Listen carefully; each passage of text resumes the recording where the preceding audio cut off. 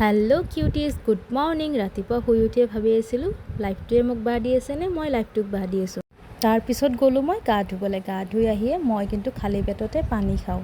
পানী খাই পেলাই মই অকণমান কৰিলোঁ স্কিন কেয়াৰ। চেটাফিল ক্ৰীমটো আছিলে, বাট সেইটো মোক ডক্টৰে লগাব মানা কৰিছে। ডক্টৰে দিয়া মইশ্চাৰাইজাৰটোৱে বডিটো লগাব দিছে, মুখতো লগাব দিছে।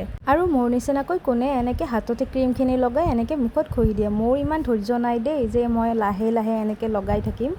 মোৰ অকণমান হৈছিলে স্কিন প্ৰব্লেম। ডক্টৰে দিয়া বস্তুখিনিয়ে মই ইউজ কৰি আছোঁ। কাষতে কিন্তু মোৰ ভতিজাজনে মোৰ লগত যুঁজি আছে।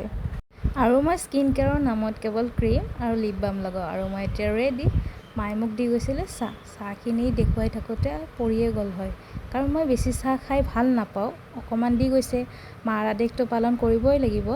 তাৰপিছত ভাবিলোঁ মোৰ ভিডিঅ'ৰ আঁৰত থকা মানুহজনক দেখাই দিওঁ। মোৰ ভতিজাজনে মোক এনেকৈ যুঁজি আছিলে মোৰ লগত। তাৰপিছত মায়ে বনাইছিলে মোৰ কাৰণে চিলা, কিন্তু মই দেখুৱাব পাহৰি গৈছোঁ। দেখাবতো লাগিবই। বহুত দিনৰ মূৰত ভাবিলোঁ ৰিলচকে বনাওঁ।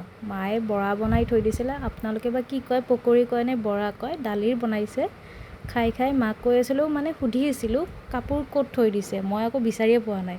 তাৰপিছত আমাৰ এওঁক চাওক, একেবাৰে বেমাৰতে একেবাৰে মুখ নাই। আৰু মোক কি কৈ আছে জানেনে নাই, নখবিলাক বোলে ছোৱালী মানুহৰ নিচিনা নহয়।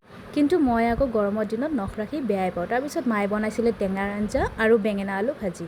ঘৰত ৰিলচ বনাই আমি দুটা গ'লোঁ বাহিৰত বতাহ খাবলৈ। বতাহটো নায়েই। তাৰপিছত আমাৰ লগত এখেতেও যোগদান দিলে। তাৰপিছত গধূলি হোৱাতে মই আমাৰ টিকলিজনী অকণমান পঢ়াই দিলোঁ।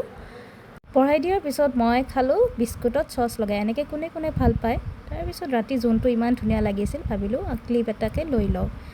বাকী গুড নাইট। ভিডিঅ'টো কেনেকুৱা লাগিছে জনাব কমেণ্টত।